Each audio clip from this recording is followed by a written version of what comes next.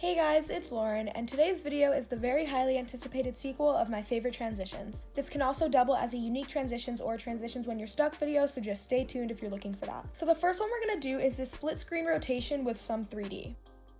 For this, you're going to need 2 clips, and the one on top should last throughout the entire duration of both 2 clips. So for this first clip, I'm going to add one of my zoom out presets, because I anticipate that for this first clip, before it goes into the split screen rotation, you guys are gonna have it coming out of a transition. So in this situation, I wanna show you how to pre-compose this correctly. So again, I'm just doing a zoom out, but you can do any transition you please for the beginning. Now drag your time indicator to the frame where your second clip begins. Make sure you're still clicked on the top clip and go to Layer, New, Solid, and I'm going to change my color to white. So right here, we're gonna hit Shift-Command-D to split this solid layer and delete the excess. I'm gonna do the same right here. Now I'm just going to hold down on this square right here and then just drag it to the left to make it thinner. So it should look something like this. Now we're going to pre-compose this solid layer and your first clip together. So just highlight both of them, right click, pre-compose, and make sure you're clicked on this circle and this square. Hit Command-D on your keyboard to duplicate this pre-composed layer. And now we're going to split the screen between the left side and the right side, so we're going to go up to our rectangle masking tool. So for this top clip, I'm going to mask just the left side of the screen.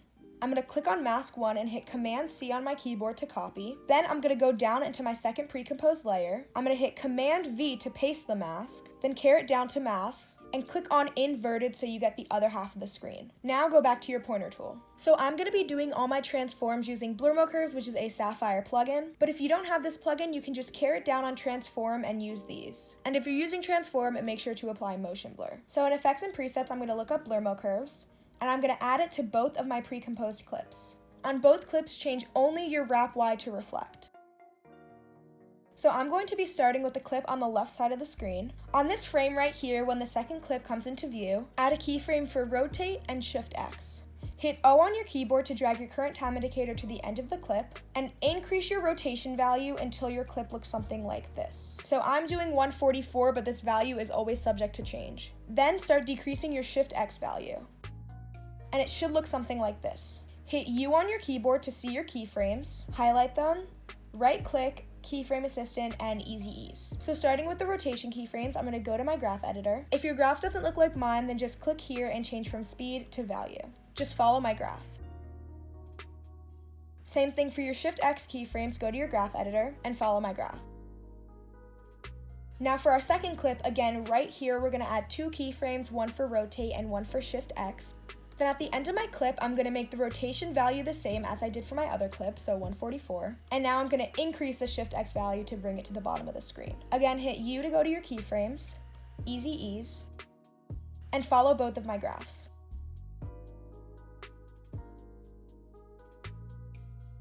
And now it should look something like this. So this may be hard to tell, but this white line is definitely thicker than this one. So if this happens to you, you just want to double click on your pre-composed layer to go back into it and either shift it a little bit more left or a little bit more right to even it out.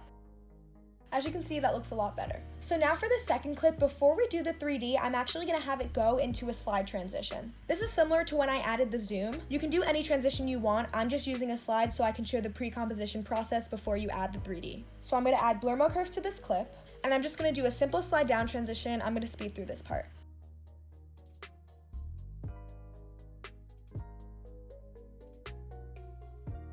So after you've added your transition, you're going to pre-compose this second clip. So same process, right click, pre-compose. Make sure to apply 3D to this clip and also apply motion blur because we're going to use transform for this. So just go down to transform, and at the very beginning of the clip, add a keyframe for scale, X rotation, and Y rotation. Your first scale keyframe should be around 60. And then I'm just going to decrease my X rotation keyframe to -71 and increase my Y rotation keyframe to around 45. Bring your time indicator towards the end of the clip but not at the direct end, and add 3 more keyframes for all these values. Then bring them back to their original quantities. Easy Ease your keyframes. And I'm actually going to adjust all of these in terms of speed graph because I think it makes it look a lot smoother, so I'm just going to change to speed graph.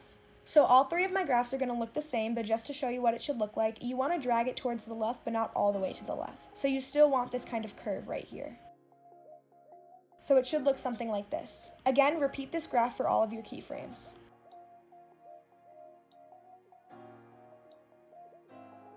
Lastly, make sure you're still clicked on the second clip and go up to Layer, New, Light, and make sure the light type is parallel. so it adds a sort of shadow. And this is what it should look like. So our next transition is this split screen scale transition with a 3D opening. For this, you're gonna want 4 clips and you want them arranged as such. So this is your first clip, and then these are 2 different clips, but they're overlapping each other, and then this is your 4th clip. So go to your first clip and hit Command D to duplicate it, and you want one copy to go into a zoom out transition and the other to go into a zoom in transition. So to both of the clips, add blur mode curves, and change the wrap X and the wrap Y to reflect. So I'm gonna start with the top clip and I'm gonna have it zoom out. So towards the beginning of your clip, you're gonna add a keyframe for Z-dist and keep it at 1. Then at the end of your clip, make this value 1.7. Easy is your keyframes.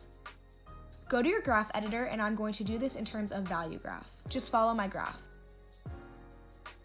Now we're gonna pre-compose this clip. So I'm just gonna move this clip to the side for a second so I can see what we're doing to this bottom clip. So again, towards the beginning of the clip, add your first keyframe for Z-dist and keep it at 1. Then at the end of the clip, change this to 0.4.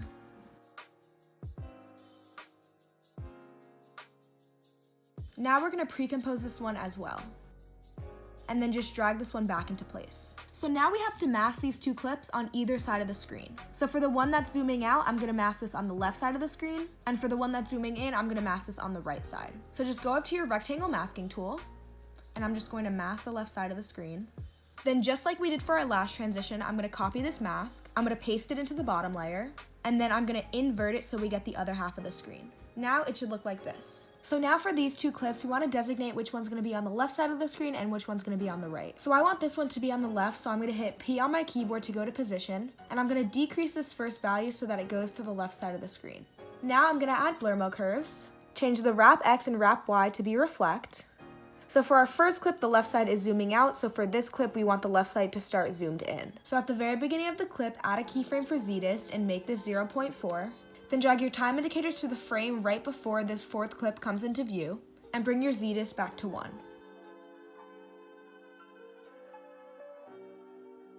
Now we're going to pre-compose this clip. Then go back to the clip mask on the left side of the screen and copy the mask, and then paste it into this clip. Now for this clip, we're going to do the same thing and hit P on our keyboard and increase the first position value to shift it to the right side of the screen. Then we're going to add blur mode curves, adjust the wrap X and the wrap Y, and for the first clip on the right side of the screen, it's zooming in, so we're going to have this one start zoomed out. At the very beginning of the clip, add a keyframe for Z-dist and make it 1.7. Then towards the end of the clip, bring this back to 1. Now we are going to pre-compose it. Now go back into the bottom clip masked on the right side of the screen, hit M on your keyboard to go to the inverted mask and copy it, and then paste it into this clip. Now for both of these clips, we're going to apply motion blur and 3D. So starting with the clip mask on the left side of the screen, you're going to drag your current time indicator to the very first frame of your 4th clip, so right here, and you're going to go down to transform. Decrease your first anchor point value so that this little thing right here matches up with this square. I did -8 and it should look like this. Then change your first position value to be the same as your first anchor point value, and it should slide right back into place. So at this same frame, you're going to go down and add your first keyframe for Y rotation and keep it at 0 degrees. Go to the end of your clip and add another keyframe, and increase it until you can't see the clip anymore. So I'm doing a value of +79. And I'm going to do this in terms of speed graph. Again, we're going to push it to the left, but not all the way to the left. Follow my graph. Go back to the first frame of your 4th clip, and now we're going to do the same thing for the clip mask on the right side of the screen. Go down to transform, this time increase the first anchor point value so that this aligns with this square, and change your first position value to be equivalent. Add your first keyframe for Y rotation and keep it at 0. Then at the end of the clip, add another keyframe, and we're going to use the same absolute value as we did for the other clip, but we're going to switch the signs. So in this case, we're going to do -79.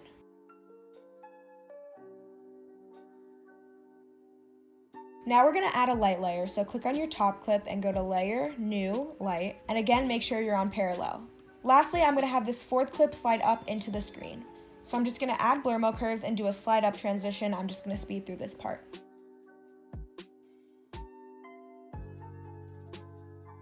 And now it should look something like this.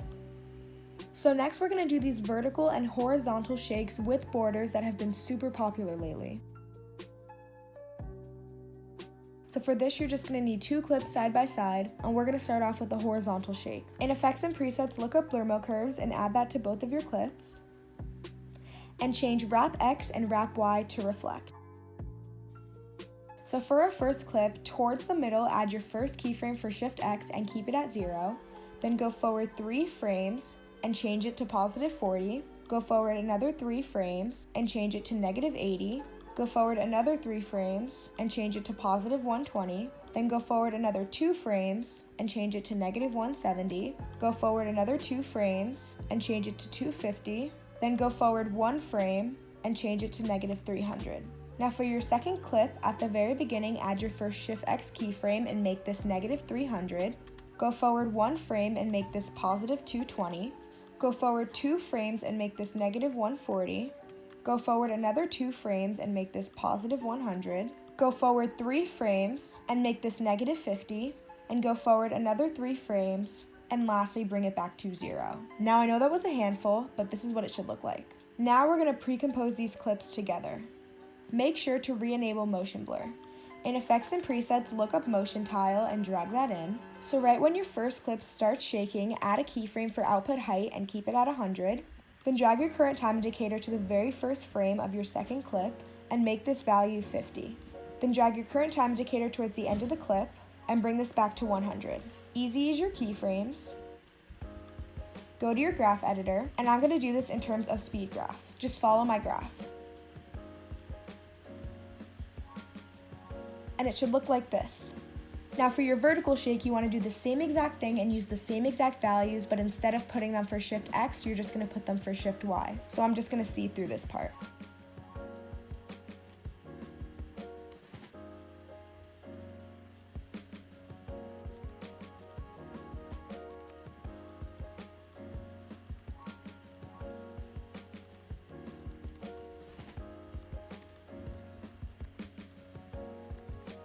So once you've done that, pre-compose your clips just like we did last time, apply motion blur to this new clip, and add motion tile.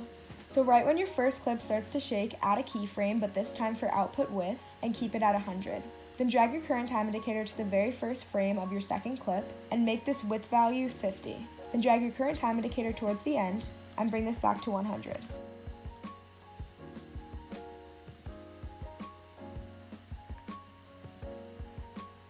And this is what it should look like. So now we have this TV damage slide transition, and this is really good for a song that starts to become muffled or like shaky.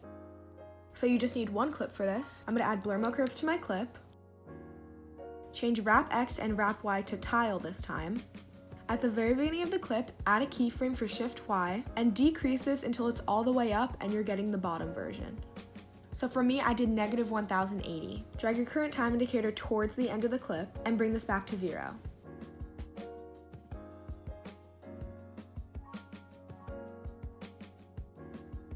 Now add Blur Mo Curves into your clip again, which should show up as Blur Mo Curves 2. Again, change your Wrap X and your Wrap Y to Tile. Then towards the middle of your clip, add a keyframe for Shift Y and keep it at 0. Then at the end of your clip, decrease it to a negative number. I'm going to do -700.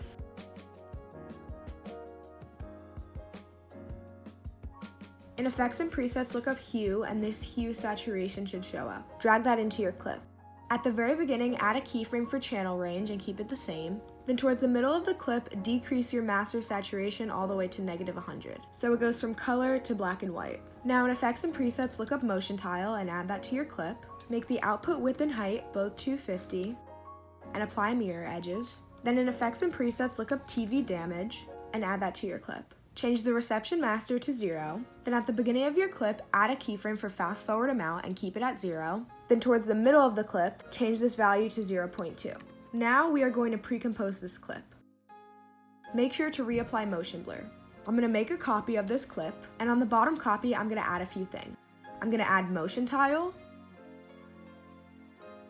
camera lens blur, and I'm going to make the blur radius 30, black and white, vignette. I'm just going to use the CC vignette, and then I'm going to hit T on my keyboard to go to opacity, and I'm going to change this to 70. Now click back on the top clip and hit S on your keyboard to go to scale. At the very beginning of the clip, add a keyframe and keep it at 100. Then towards the middle of the clip, add another keyframe and bring this to around 80. Then at the very end of the clip, add another keyframe and bring this back to 100. I'm going to do this in terms of speed graph. Just follow my graph. So make sure you're clicked on your top clip and go to Layer, New, Adjustment Layer, and then crop it to fit the length of your clips. In Effects and Presets, look up S_Shake and add that to the adjustment layer. Make sure for Wrap X and Wrap Y you change Reflect to No so that there's no mirror edges. I like to keep the amplitude at 1. And lastly, I like to carry down on Tilt Shake and change this first value from 5 to 2.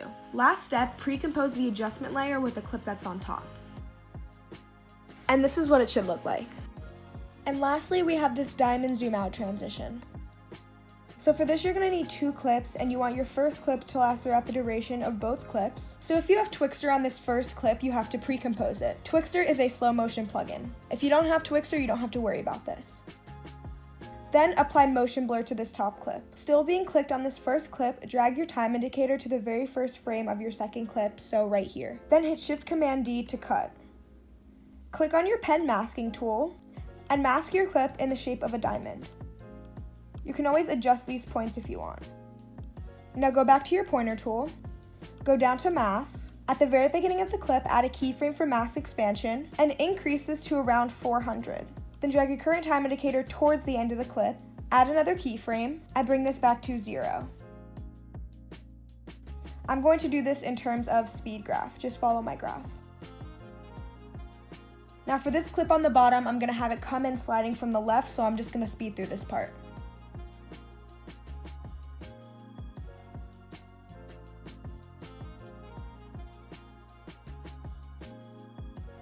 Now I'm going to pre-compose all my clips together. Add motion tile to your clip. Then in Effects and Presets, look up Wave Warp and add that to your clip. So drag your current time indicator to the frame right before your second clip comes into view, so right here. Add a keyframe for wave height and make it 0. So to the frame right when your second clip comes into view, and make your wave height 40. Then you don't need to add keyframes for this, but make your wave width 700. Lastly, again, you don't need to add keyframes for this, make your wave speed 1.2. And it should look like this.